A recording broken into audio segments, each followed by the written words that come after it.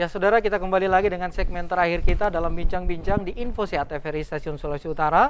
Masih dengan topik kita varises dan bersama dengan orang yang sangat kapabel dalam diskusi kita, Dr. Richard Sumangkut, spesialis bedah, konsultan bedah vaskuler. Oke dokter, nah tadi di sesi terakhir saya katakan betul, bagaimana untuk penanganannya gitu kan, ini yang ditunggu-tunggu oleh masyarakat barangkali. Nah, ada ketakutan mungkin dari masyarakat, loh saya nggak mau datang ke dokter bedah, namanya di dokter bedah itu pasti dioperasi gitu dok. Nah, silakan dokter, bagaimana untuk penyakit ini? Oke, seperti yang kita sudah bicarakan sebelumnya dokter Sen ya. Jadi dokter bedah itu akan memilah dulu, betul tidak ini penyakit pembuluh darah balik atau varises. Jadi kalau tanda-tandanya sudah ada seperti itu atau ada ulkus, kita harus bedakan itu seperti dokter Sen bilang tadi, mungkin dari nadi. Jadi harus atau diidentifikasi dulu gitu kan. Betul-betul itu. Jadi harus diagnosanya harus pas. Perlu tambahan pemeriksaan penunjang itu. Jadi di Sulawesi Utara di kita ini kita sudah memiliki sarana penunjang untuk memastikan diagnostik itu lengkap. Nah, dan sudah ini kabar baik buat masyarakat Sulawesi Utara ya. Di rumah sakit pemerintah kita di sini, di rumah sakit Prof. Kando sudah lengkap peralatannya untuk mendiagnostik ini. Jadi kita mungkin pasien atau orang yang akan datang itu kita lihat dulu. Kita USG namanya. Itu screening per awal itu kita USG, ultrasonografi. Jadi USG ini khusus untuk pembuluh darah pembuluh kan, darah betul. Jadi USG Doppler, kita USG pembuluh darahnya. Kita lihat kelainannya ini di mana ini. Bengkak itu bisa di pembuluh darah nadi juga. Jadi apakah ini di pembuluh darah nadi atau di pembuluh darah balik yang seperti kita bilang varises. Arteri atau vena.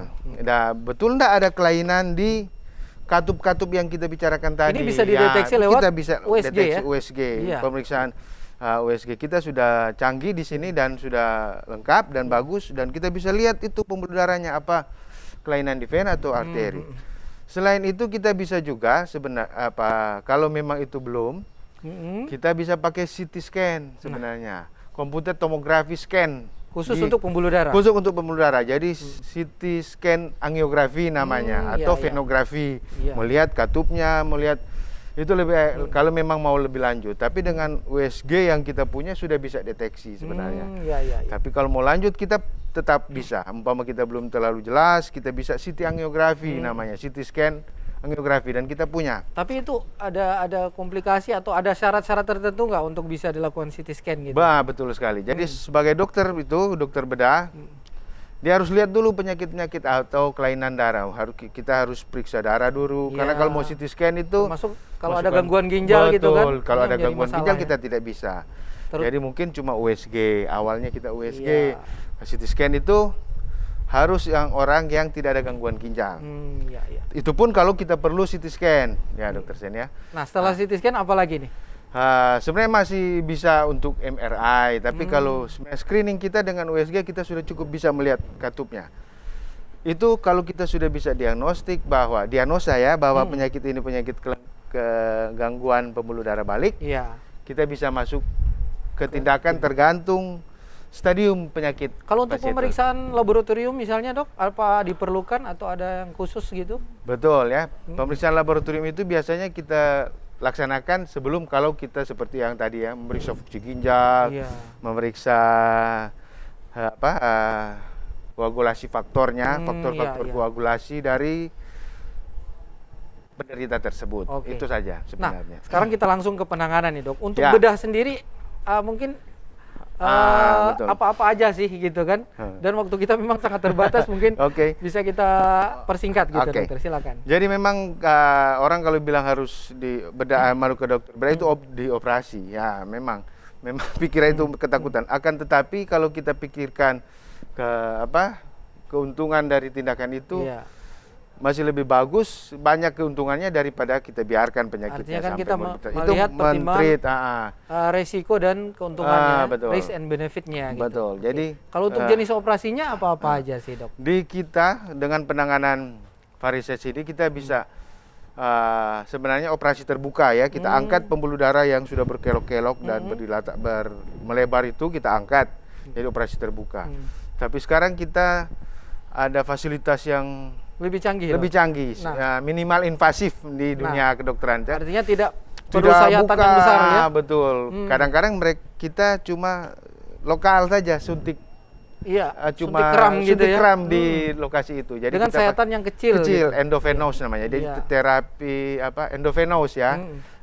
Minimal invasif. Jadi luka sayatan kecil tapi hasilnya excellent buat apakah untuk kosmetik atau untuk pengobatan itu bagus. Dan kita sudah lengkap ya, ada bisa sudah dilaksanakan di Sulawesi Utara. Sudah banyak kali kita dengan radiofrekuensi atau endovenous laser ataupun pakai dengan glue venasial itu.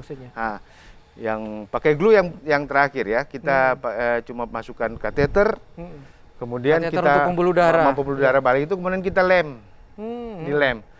Itu kadang-kadang jadi menutup pembuluh darah yang sudah rusak tadi itu ya. Betul sekali, Jadi nah, kalau pembuluh darah ditutup nanti gimana nantinya, Dok?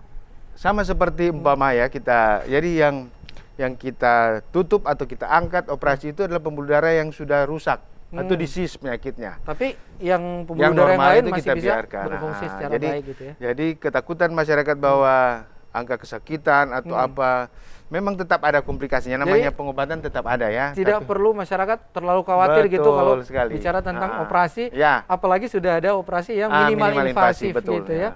Dan sudah dilaksanakan di Sulawesi Utara. Bersyukur kita sudah punya alat dan kemampuan dan tenaga untuk itu, Dok. Iya, luar biasa. Nah, Dok, barangkali untuk menit-menit terakhir ini mungkin kesimpulannya, Dokter, dari ngobrol-ngobrol kita yang panjang lebar tadi gitu.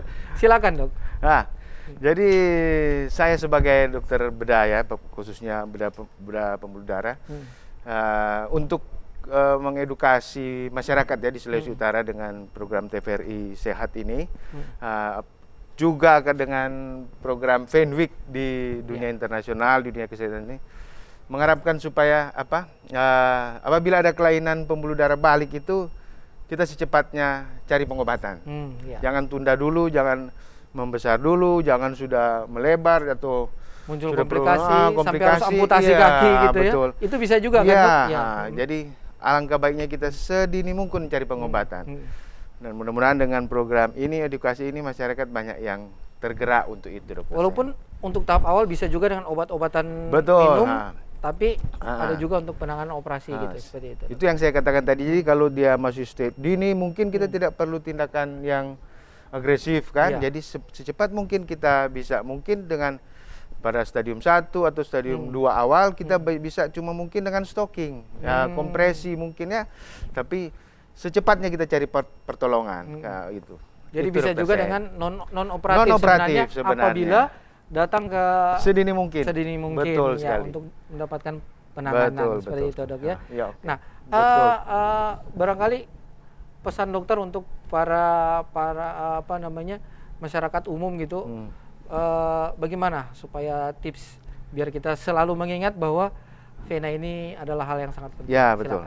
Ya, jadi satu pola hidup sehat kita ya.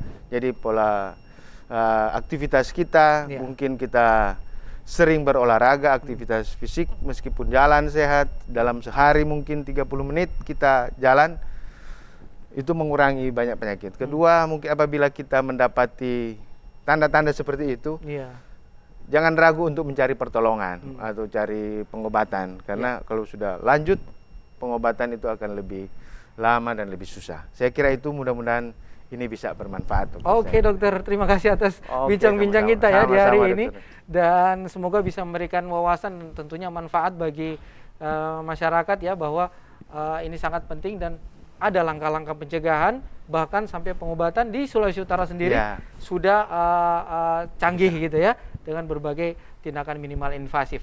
Dan dokter, terima kasih atas kesempatannya. Ya, tetap semangat, Dokter. Tetap sehat. Tetap sehat ya. Ini dokter selalu awet muda saya lihat. Ini senior saya. Terima kasih, Dokter. Baik, dan kita akan mungkin bisa di lain kesempatan kita akan bisa ngobrol-ngobrol lagi, Dok ya. Baik. Ya, dan saudara, demikian info sehat kita untuk hari ini. Kita akan berjumpa kembali dengan topik-topik yang lain. Tetap sehat, semangat.